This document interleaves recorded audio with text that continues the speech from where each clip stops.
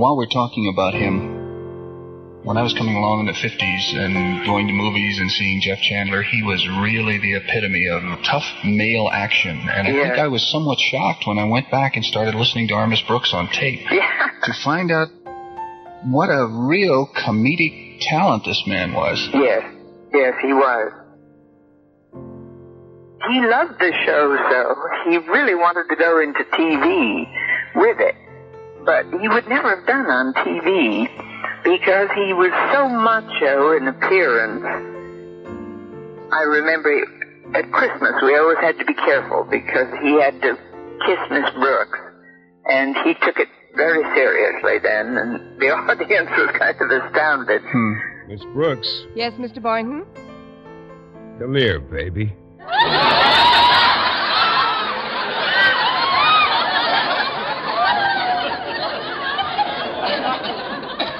What? I said, come here, Connie. You did not. You said, come here, baby, and I'm here. Look, he's taking her over to the mistletoe. Oh, isn't it wonderful? Well, what are you going to do, Mr. Boynton? Now, just call me Phil, Connie. And this is what I'm going to do.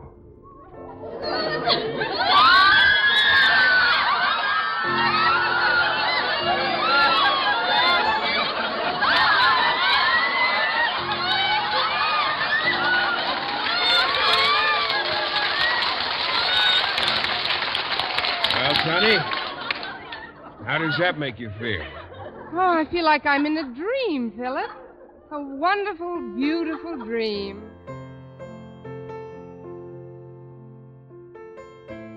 And Bob Rockwell, of course, made it a very good Mr. Boynton because he was a little less macho than Jeff, and yet he had a nice male quality, you know. Oh, you mean then the decision to use Bob Rockwell on television was made because they didn't think Jeff Chandler would fit the part? Well, partially that, but really, Jeff was becoming a big movie star. That's what I thought. And the studio wanted him to do it, but he was very sentimental about the show and wanted to stay on. But they finally persuaded him that that was the thing to do.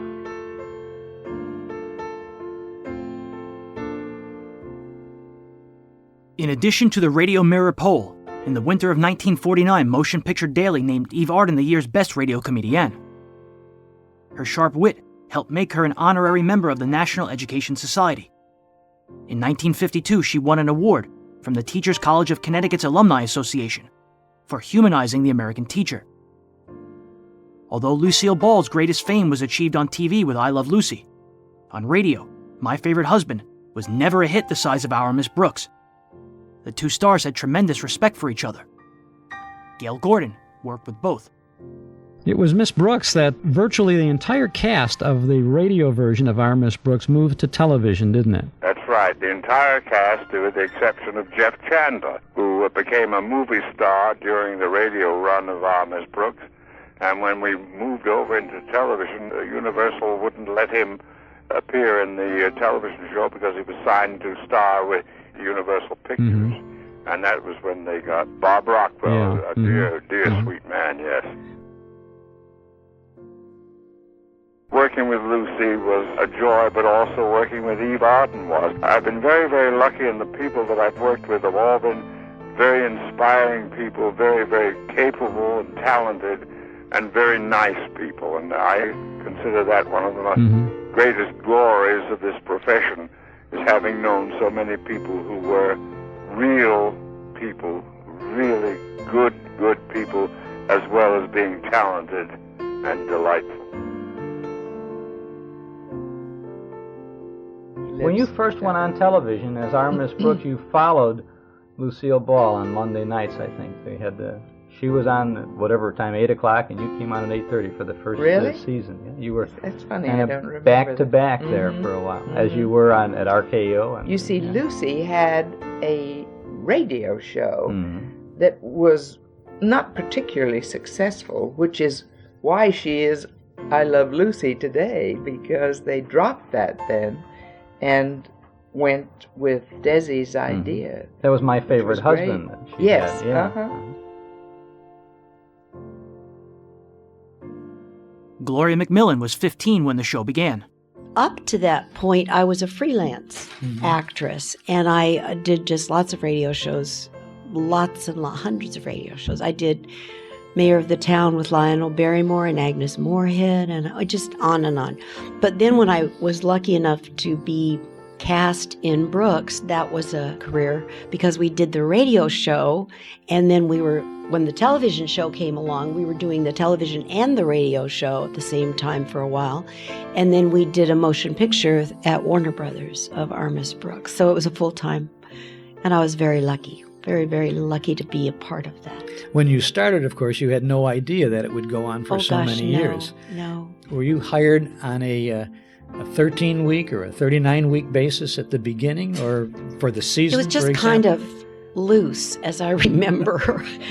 I think they were checking it out to see if it was going to go or whatever, but I did not sign a contract, no, so they could have let me go at any time. I did sign a contract with CBS when the television show happened, and I was so lucky because they just said, when the television show starts, we're all going to go together.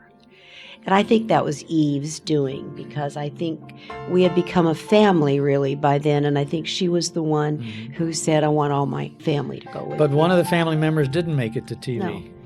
No. The man who played Mr. Boynton on the radio was Jeff Chandler. Arden took Our Miss Brooks into TV in the fall of 1952. Most of the cast migrated over, with the exception of Jeff Chandler. It was on radio 5 years, one of which overlapped the 4 years on television. Now, that's something really very interesting about the transition from radio to television.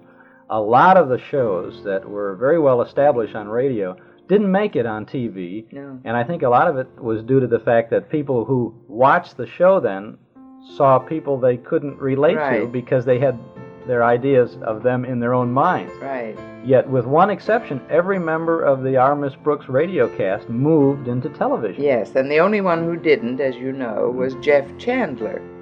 And the reason for that was that Jeff had suddenly become a big motion picture star, plus he really wanted to do it with us. But he just physically, and when you looked at Jeff, you didn't believe he was the shy, bumbling Mr. Boynton. Vocally, he did it. So Bob Rockwell was the perfect replacement for him, you know. Jeff Chandler might not have been part of Our Miss Brooks on television, but Eve Arden had her own issues with TV. Number one, they didn't want to take Dick Crenna into TV. They asked me to make tests with some boys, and I said, what for? And they said, for Walter Denton. I said, you're crazy. People know Dick, and they said he's too old. I said, but he doesn't look it.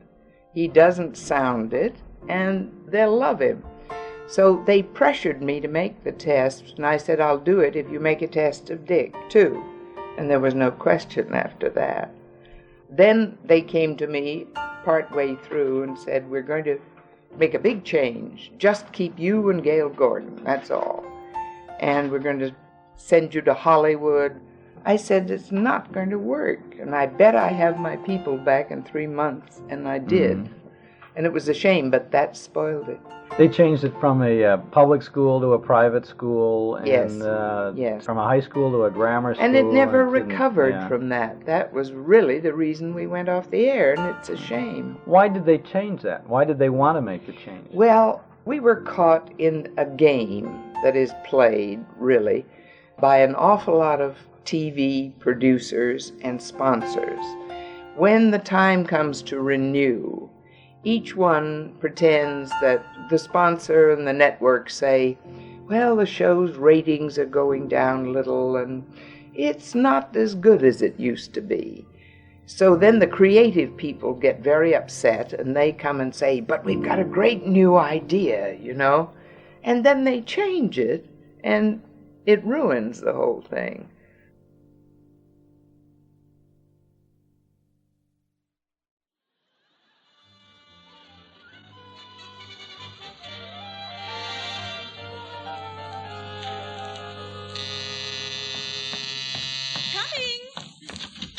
Hello, Mrs. Conklin. Is Harriet at home? Why, no, Miss Brooks. She's out doing some last-minute shopping for the Miss Brooks!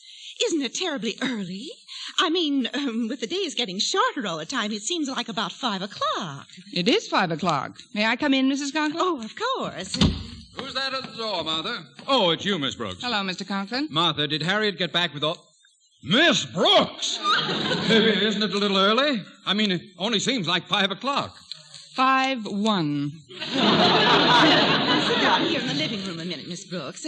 Osgood, I'd like to talk to you. Yes. Will you excuse us, please, Miss Brooks? Surely. What happened? Why did you so early?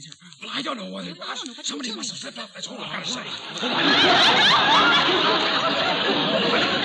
I wonder if they've had a confidential loan lately. I'll be right there. Hello, Walter. Hello, Mrs. Conklin. I got all this stuff. Funny hats, noisemakers, confetti, and streamers. Oh, come on in the living room and we'll start decorating the place. But, Walter, look who's here, Walter. Hi, Miss Brooks. Hi, Walter. Now, we'll take the streamers and we'll start in this corner of the room and we'll... Miss Brooks! When you hear the tone, the time will be 5-2. This one's on me. Oh, hello, Mr. Conklin. I was just over to Mrs. Davis's house, but you... Say no more, Boynton. Come into the living room. Hello, Mr. Boynton. Hi. Oh, hello, Mrs. Conklin. Walter. Hello, Mr. Boynton. Oh, hello, Miss Brooks. As I started to say, Mr. Conklin, I went over to Mrs. Davis's to pick up Miss Brooks, but she... Miss Brooks! I know I'm terribly early, but I wish I knew for what. I'll answer it. Must be Harriet. Hello, dear. Mrs. Davis. Come in, won't you? I got the bag, Mother, and I had it gift wrapped. Oh, it looks just super. I brought the cake, Martha. Well, hello, everybody. Hello, Mrs. Davis. Harriet. Hello, Miss Brooks. Well, there's nothing else we can do now but wait. Miss Brooks! If somebody says Miss Brooks once more, I'm going to change my name to Lucy Pumpernickel. Well, I guess the cat's out of the bag now. We might as well tell her. Miss Brooks, this little gathering is in honor of your birthday. My birthday? How do you like that? I forgot it again. Miss Brooks, as a token of our esteem and affection, may we present you with this little gift. Go on, Miss Brooks, open it. The gift is something you wanted for a long time, Connie.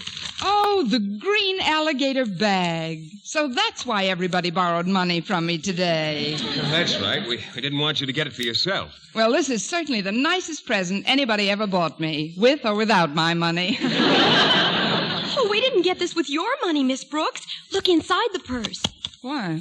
Oh, what's this? 5, 10, 20? It's all here. That's right, Miss Brooks. Well, now that we all know it's your birthday, suppose you tell us how old you are. Happy birthday to me. Happy birthday to me. Happy birthday, our Miss Brooks. Happy birthday to you.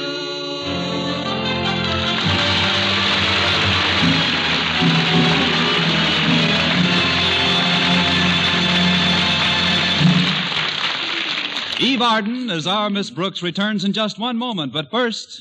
Dream girl, beautiful luster cream girl. Tonight you can see this come true, revealed by a luster cream shampoo.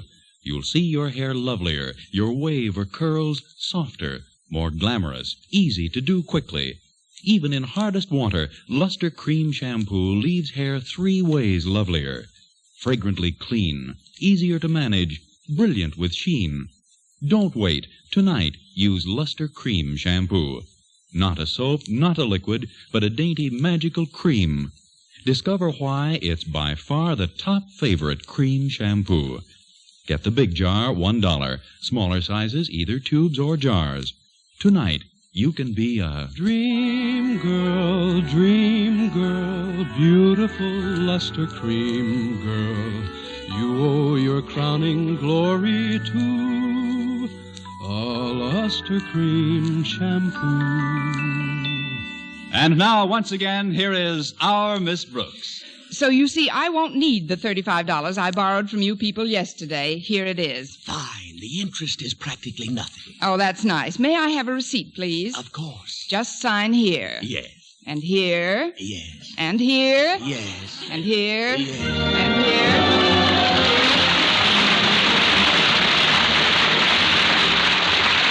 Next week, tune into another Our Miss Brooks show brought to you by Palmolive Soap, Your Beauty Hope, and Luster Cream Shampoo for soft, glamorous dream girl hair. Our Miss Brooks, starring Eve Arden, is produced by Larry Burns, written and directed by Al Lewis, with music by Wilbur Hatch. Dentists know what cleans teeth best, and over 4,000 dentists say Colgate tooth powder with a 2-minute routine gets teeth sparkling and super clean. So to remove dull film and get your teeth shining clean, just brush teeth 2 minutes morning and night with Colgate tooth powder. Brush inside, outside, and biting surfaces. Always brush away from the gums. See how quickly this gets teeth naturally bright. It removes dull film that improper brushing misses. And Colgate tooth powder also sweetens your breath. Try it. Buy Colgate tooth powder today.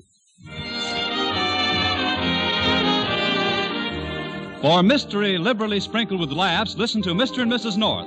Tune in Tuesday evenings over most of these same stations. And be with us again next week at the same time for another comedy episode of Our Miss Brooks. Bob Lamont speaking for CBS, the Columbia Broadcasting System.